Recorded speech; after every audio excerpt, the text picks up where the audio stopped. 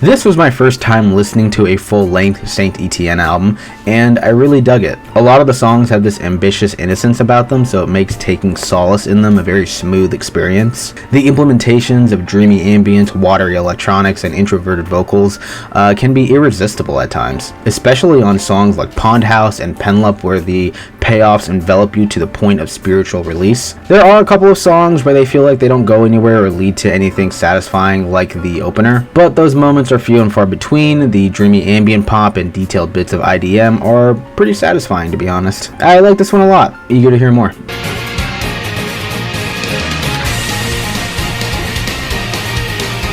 I was really looking forward to this album because I enjoyed her last EP quite a bit and was eager to see what she had up next, as I found her simplistic yet effective house sound to be very appealing. However, this ended up being one of the most excruciating listens I have had all year. Almost all of the tracks were a testing experience because they're so drab in their ideas, their execution, and especially their presentation. The microhouse production across the board is so stagnant and stale that it negates Park's attempts at conveying these feelings of missing her family or fiendishly wanting sex as a way to cope with her depression and sadness. It does not help that her vocals are so lifeless and robotic, and that may have been the point, but it never comes together at any point on the record for me. It's really tedious and it gets mind-numbingly repetitive too. I didn't come away from it with many positives, unfortunately. I was really disappointed in this.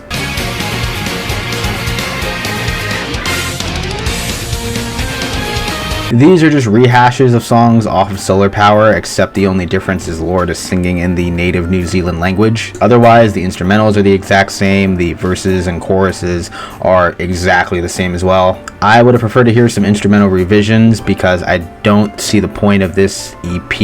It's not really complimentary, it doesn't put any of the songs in a new perspective, it's just kind of there. It would have been cool to hear some native singers be incorporated into the mix along with some refreshing new sound, but that's not the case, and it really doesn't do anything for me.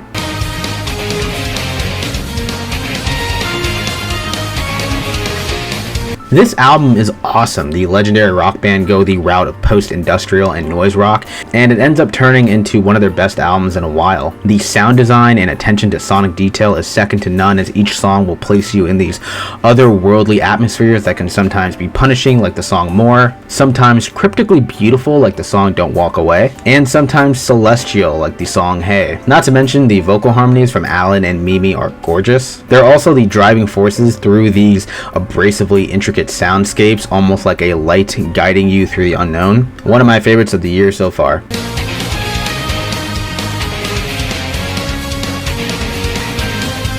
This is a pretty neat follow-up EP to his last album, which I thought was great. This EP is a healthy serving of ideas from the last album and produces some pretty cool highlights. The only one with Angelica Bess is a breakbeat jazzy banger with rapid percussion and a glossy soundscape. Inner Ear with Chrome Sparks is one hell of a journey. I love the nocturnal jazztronica of You Just Are, which has a blissful contribution from Jorge Elbrecht. A couple of songs didn't click with me, one being Stone Age with De Niro Ferrar. I couldn't really get invested in the vocals or the flow here. And while I appreciate Machinedrum's propensity to experiment, I found the song Figueroa, I hope I'm pronouncing that correctly, to be lacking in direction. The many phases it undergoes doesn't culminate into a rewarding payoff, but overall, it's solid.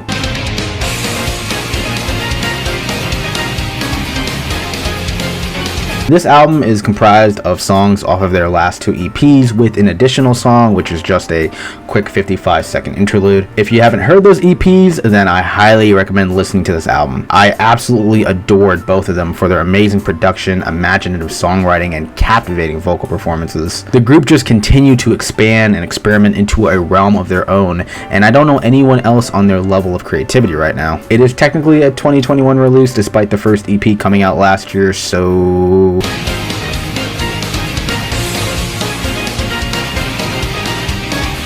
on this album, KACEY leaves her country pop stylings for a grander sound palette, foraying into different genres like singer-songwriter, touches of baroque, and psychedelic pop underneath the umbrella of a romantic concept album with cinematic presentation. I liked her last couple of albums, so I thought I'd really like this one too. However, after hearing it, I think this is her weakest one yet. There are a lot of diverse sounds on here, which is commendable. I really like the psychedelic pop track There Is a Light. The dancehall sound is nice, and those flutes notes though. However, KACEY's songwriting is so lackluster in trying to convey these different aspects of love that it derails a lot of the tracks here to a ridiculous degree. A lot of the lyrics paired with the underwhelming melodies are underwritten and are just plain awkward. There is this noticeable conceptual dissonance throughout the album where KACEY is trying to be down to earth, exposing her flaws and her convictions, but she is so out of touch with how human emotions and interactions work, and it just comes off as disingenuous in a lot of regards. Yeah, I didn't like this one all that much.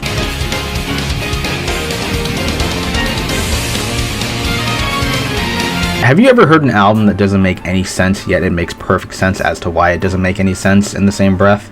Because that's how I would describe this album. This is the first record since the passing of member Jordan Groggs, who does have some posthumous verses on the album, and hearing them does invoke a deep sadness for sure. By the time I get to Phoenix, it forgoes their previous propensity to serve up intricate and out-of-the-box bangers that Injury Reserve is well known for, and they dive headfirst into uncharted territory. Injury Reserve have always strived to push the envelope. They've never been any strangers to experimentation, but with this new album, it's easily their most challenging and amorphous album yet. The sound here is composed of wicked glitchiness, arrhythmic walls of noise and drone, and mind-cluttering sound collages, along with unstructured verses and hooks from Richie which vary in degrees and delivery, all of which are not composed in a melodic fashion whatsoever. It was quite jarring at first listen, but hearing the album over and over made me realize that this is what they perceived sonically as grief and sorrow, which are very unexplainable emotions that have so many different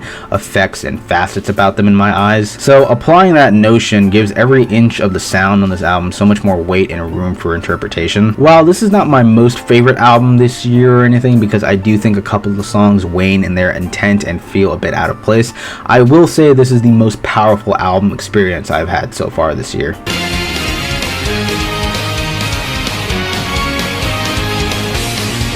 Montero is easily the biggest album release in years in regards to its hype, the constant non-controversies Lil Nas X finds himself in, and his over-the-top star power, which cannot be rivaled right now. With Montero, Lil Nas X set out to transcend past his one-hit wonder status, and did so with flying colors. Usually when an artist gets their 15 minutes of fame from a viral single, they aren't able to follow it up meaningfully, and that causes them to fade into obscurity, the most recent example I can think of being Lil Pump. But that is not the case here. Montero has so many different flavorings of sound, resulting in an extremely fun and well-crafted album. Not only does it have these vivid pop rap bangers like Call Me By Your Name and Industry Baby, it also has these personal alternative deep cuts that are well performed, like That's What I Want, and especially Lost in the Citadel and Tales of Dominica. Even the features here are superb. Megan Thee Stallion absolutely kills her verse on $sign Slime. I will admit the one song I wasn't all that into was Scoop with Doja Cat. That's mostly because it's a bit too contemporary for my taste. But other than that, I think this album is fantastic and cements the fact that Lil Nas X is here to stay,